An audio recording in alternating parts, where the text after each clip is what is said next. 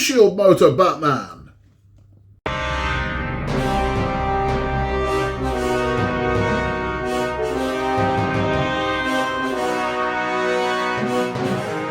Hello and welcome back to Building the Boys, and I have issue 37 of Hachette's Build the Batmobile Tumbler, and in this one we're doing the windshield motor.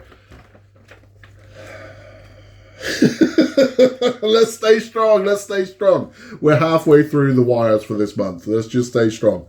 So we're doing the normal. We're connecting some wires together. That's what we're doing. But let's get it done. At the end of this one, we'll be talking about... We've been talking in the past about what's gone wrong. So everything's gone catastrophically wrong for the DC cinematic universe at this point. Steel's been a flop. Batman and Robin's been a flop. Superman Lives has been killed. And it's not looking good for DC at this point. But they're still pushing on. They're still thinking, okay, we can do something here. But something happened. Something significant happened in 1998. Probably, and I don't say this lightly, probably the most significant thing that has happened to superhero cinema ever. A film was released in 1998 that had more relevance to it than a lot of people realise. But we'll talk about that one at the end, and what effect it had on DC. But without further ado, let's get this one open. Let's get this motor wired up. Okay, so here's what we get with 37. This is the smallest box we've had so far in this set of 6, but it all looks very familiar. Get one of those. Okay, so wire, and then this should be the, what they call the windshield motor. Yeah. Right.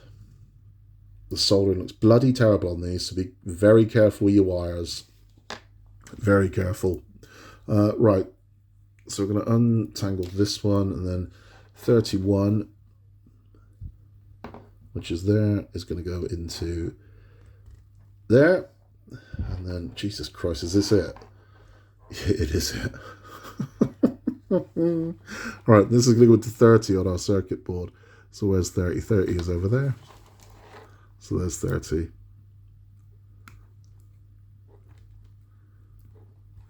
That's it, ladies and gentlemen. Right, let's have a chat. 54 seconds. That's how long that one took. Wowzers. Look, yes, we're gonna stand strong. We're standing strong. We're standing strong. That's what we're doing. We're standing strong. Because good things are coming, promise you. That's it for the build instructions. If that's what you're stopping by for, it was brief. But thanks for stopping by. Please remember to like and subscribe. If you're sticking around for our back chat, we are talking about not Batman. We are talking about what was happening in the world in the late 90s. Had there been a shift? Is there a reason why people have had enough of these kind of campy Batman movies?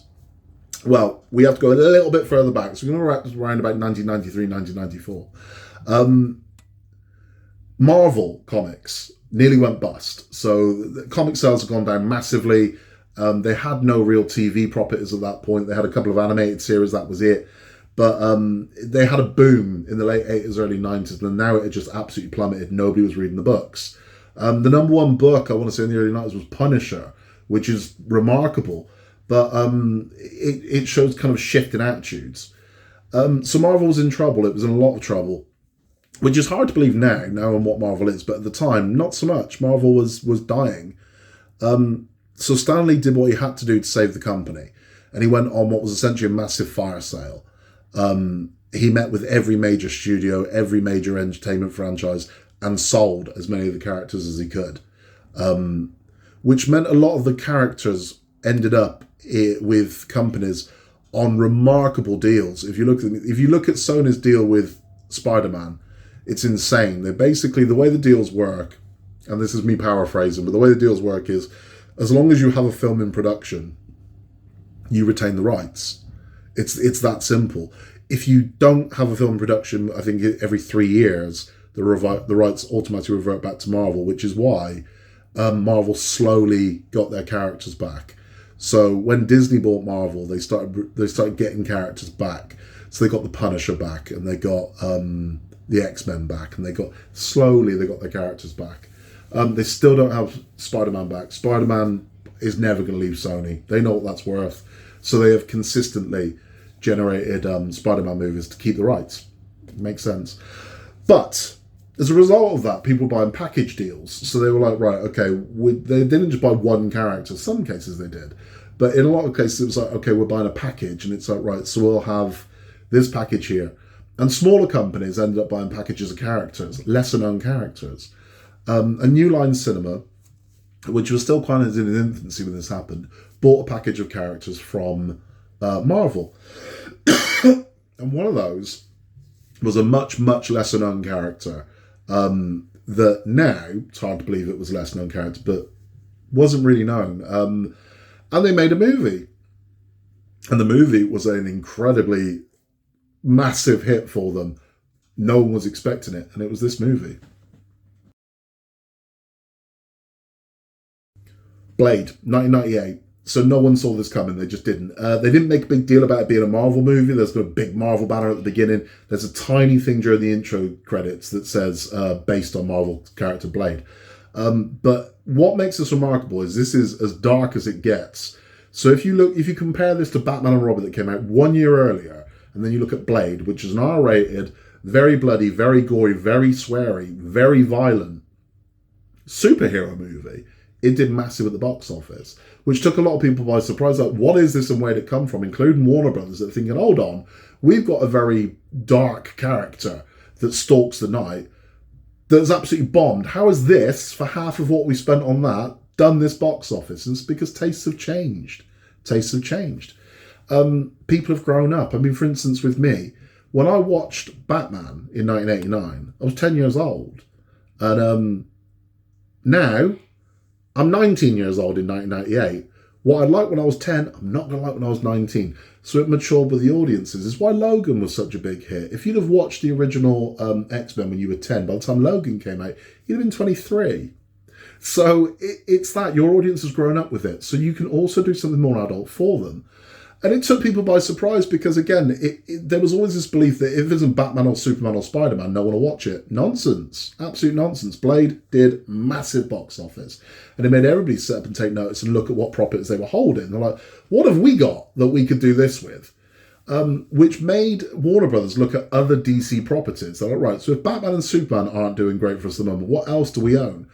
They didn't know they owned an absolute goldmine of other DC characters that weren't necessarily Justice League characters, but these are ones they could do something with. So this changed superhero cinema massively because everyone looked at it. As a result of Blade's success is why you got X-Men. It's why you got Spider-Man. Because at that point, the milestone was Batman movies. And with the failure of Batman and Robin, the companies were like, let's not make a superhero movie. New Line risked it. New Line were like, you know what, let's make a really violent action movie and we'll call it Blade, and there we go. But believe it or not, that's what triggered it. So once that had happened, everyone was like, right, what have we got? And X-Men came next, which was an even bigger hit, and that triggered the superhero reemergence that we've got now. Now we're almost oversaturated with superheroes, which is shown by the relatively poor box office of Marvel movies of the past year. But Blade, massively important. And without Blade, you probably wouldn't have got your Nolan trilogy. I'm not joking. You wouldn't have. You would have ended up with more campy Batman movies. But Blade made people look at things and think, is there a more adult audience to this? Can we go darker with these properties? Do the audience want this? Clearly they do. But that's all for this one. We'll be talking about what comes next. Because we're only, 6 years away from the Nolan trilogy at this point. So what triggered it? How did that get made? Blade was a big part of that, but other ones were as well. And we'll talk about those in the next one. So we'll be back very, very soon with issue 38 of Build the Hachette Batmobile Tumbler, where we are doing more wires. It's a lifting motor.